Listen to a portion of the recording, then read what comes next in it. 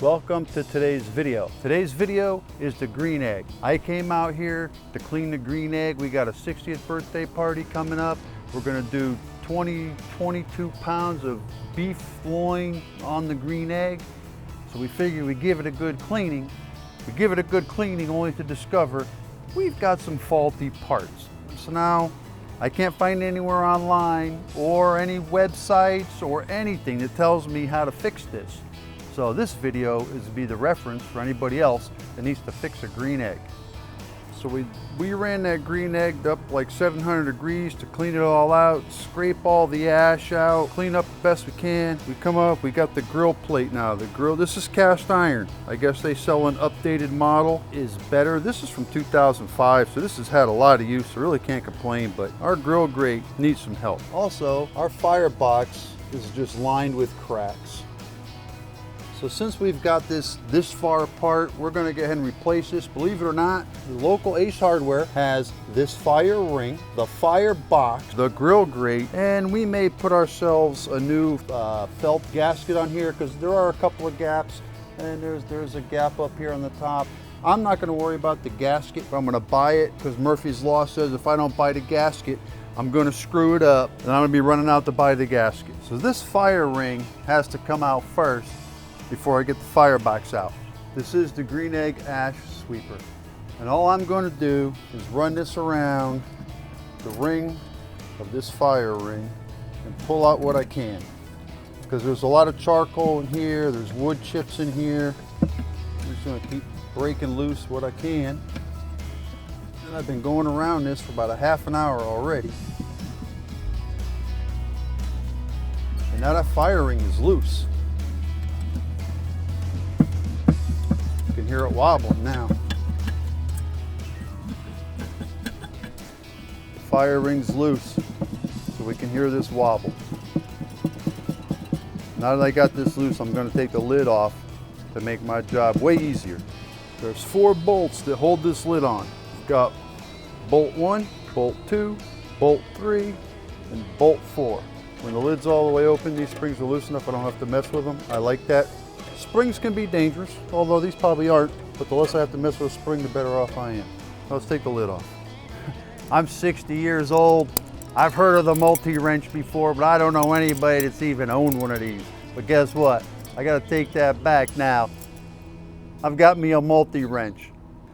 Never thought I'd ever own one or see one. But I'm using it. Okay, we got the lid off. We got a common screwdriver. I'm just gonna come in here and it feels loose. Let's see if, oh, look at that. Oh man, I'll tell you what, I'm beating Murphy's Law right now, folks. There she is, the fire ring is loose. Okay, the rest is gonna come apart real easy. I'm gonna vacuum this thing out, scrape it all down, clean it the best I can, and making a run to Rocky's Ace Hardware to pick up my replacement parts. The firebox is cracked, way worse looking at the outside than looking on the inside. The fire ring, there's nothing wrong with that, but we're gonna replace it anyway since we've got it apart. We've got the inside of this bad boy cleaned up. We're gonna wipe down a wet rag, maybe even squirt it with a hose, scrub it out a little bit. But upon disassembly of the lid, when we come back to put this lid on our discrepancy list, we're gonna have to put a retorque of the bolts. Every one of these brackets, oh, that one's really loose. I'm gonna tighten those finger tight before they fall off and I lose them. That one too, holy shit. See, it's a flat bracket trying to make a curved surface here. And even that one's loose too, so. No big deal, we got all the hardware, we'll tighten that up. I did a hot fire in this. I burned these coals for like 3 hours today to clean it up. And I scraped it clean, them coals ain't out yet. We still got a fire going. Get a hot dog.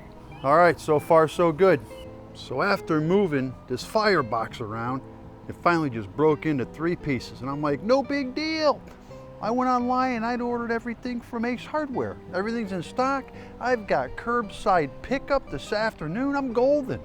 Wrong. Like 4 hours go by. I call Ace Hardware. I said, man, I'm waiting for that confirmation email that my order's ready to come pick up my stuff. He's like, well, what did you order? I said, I ordered 4 green egg parts. I ordered a firebox, a fire ring, a grill grate plate, and a seal. He says, yeah, well, yeah, you know, he says, we don't stock green egg parts. I'm like, what do you mean you don't stock green egg parts? How can you tell me you got curbside pickup, but you don't have the parts? Oh, that's a problem with the website. We're trying to fix that. I said, well, do any of the local Ace Hardwares have any green egg parts? Oh, well, I can't tell you that because I can't look at the other stores to tell you what they got. I'm like, oh, Jesus Christ. Do me a favor. Can you go in the back and see what you got for green egg parts? He goes, yeah, I could do that for you. He goes, what all were you looking for? So I gave him the list. I said, look, the most important thing is the firebox. I need the firebox. He goes, yeah, give me a half hour, I'll call you back. Guy was real nice. Half hour, boom, he calls me back. He says, I got good news, I got bad news. I said, well, what do you mean? He goes, I got a firebox, but you're gonna have to pay for it again, even though you've already paid for it once with the other order, because we can't find the other order or cancel your payments. I'm like, okay, that's cool. Got a big barbecue coming up here. I don't have time to dick around. So, okay, I'll come in and pay for it. I go to Ace Hardware and here's the box I get. Look at that baby for a nice ceramic part. Yeah, that looks, I was like, I shit in my pants when I saw that one. I'm like, oh my God. I opened it up, it's not damaged. It looks fine. Although there has been a manufacturing upgrade, I can tell you that. If you look at this new Firebox, they put a seam in it. The other one was a solid piece. So maybe due to expansion and contraction, they figured the one solid piece, it couldn't handle it, and that's why it's cracking. So this is the only difference I see between the new one and the old one. So tomorrow morning, we're gonna reassemble this grill. It's time to put in our brand new fire bowl. Before you put your fire bowl in, tighten the 4 screws that hold the vent assembly on, because all 4 of these were loose and the whole vent assembly would slide from the outside. And just give them a little tweak, make sure they're tight, because once you put this firebox in, you're out of luck. Okay, here we go.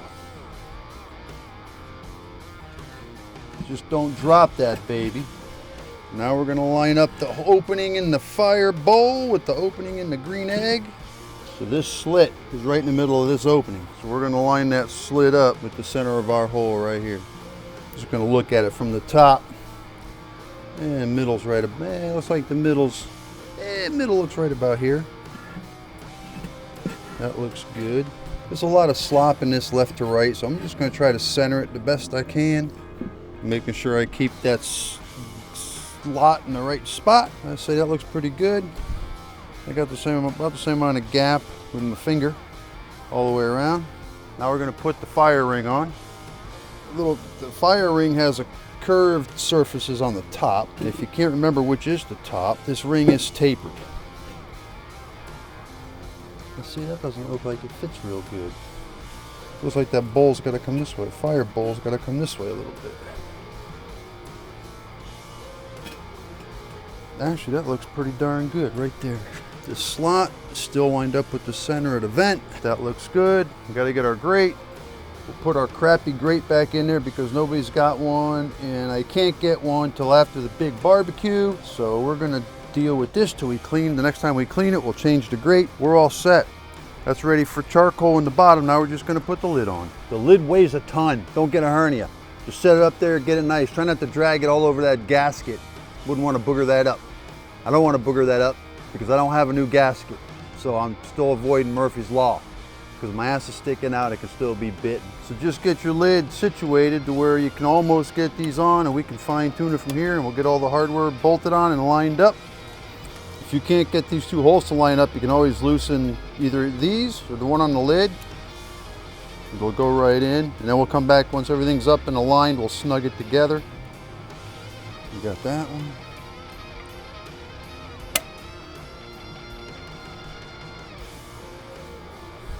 Ditch the multi-wrench. Got me 2 half-inch wrenches. Still no sockets at this house. We're just gonna snug this stuff up. You don't want it tight, because this is the part that pivots. Now we can come over here and just put this bolt in where the spring is. These might be a little stubborn. You can thread it in there and get it started. All right, we'll do the other side. Now that everybody's started, we're going to just snug them up, but not tight yet. We want to make sure that everything aligns itself before we crank these down. I don't think this thing has ever been totally put together, right? Because the lid doesn't fit perfectly on top. We're going to see if we can loosen these and adjust them. We're going to loosen these. We'll loosen these lid bolts and try to slide this whole lid toward the handle. Okay, the lid bolts are loose. Let's see if we can't shimmy this toward the front a little bit. Oh, look at that. You know, this grill was put together by Pinch a Penny, and she said there was a lot of things wrong with this after it got put together the first time, and they had to come back out here. And there we go. If you notice now, the lid studs are almost in the middle of the bracket. So I think we made ourselves a nice positive adjustment. This thing's gonna cook better than brand new. Now we'll go back around and tighten up all these 7/16 bolts. Don't forget, we got 7/16 bolts on the hinge point too. So we'll do this. We'll do the lid first, both sides. This would be much easier if you had a ratchet and a socket. But I discovered that this house has no, they got ratchets, but they got no sockets. That's no bueno.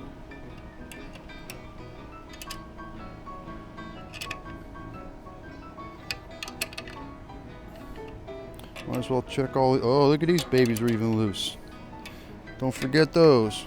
Oh, wow.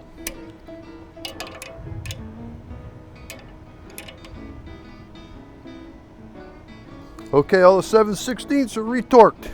Let's go back and check these. Okay, these are loosened. They're not supposed to be tight. These are pivot points. That one could be a little tighter. It's nice to have some resistance with this lid so you don't slam your fingers in it. Okay. Those look good. Nice. They're snug, but they're not tight.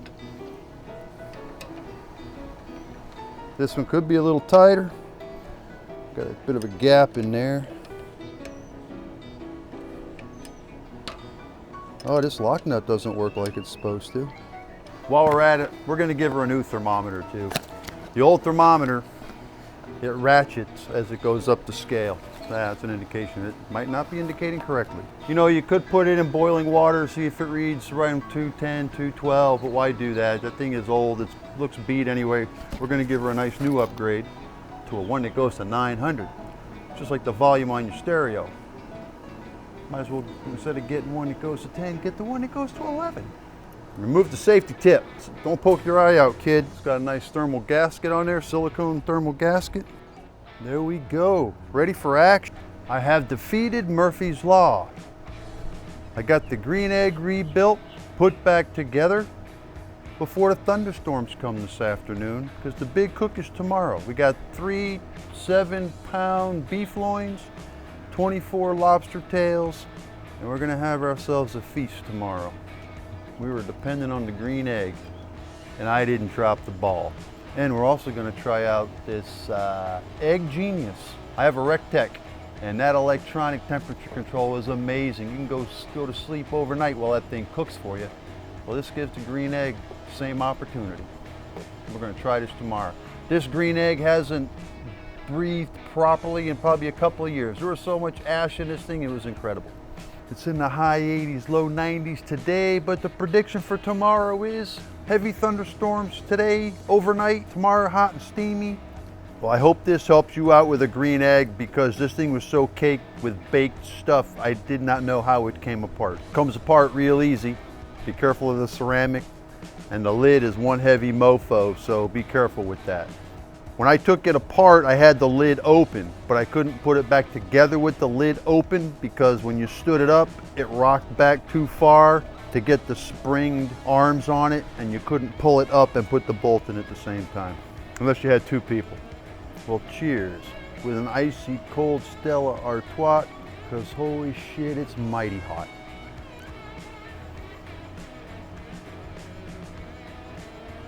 Have a great weekend. Take care. Thanks for watching. See ya.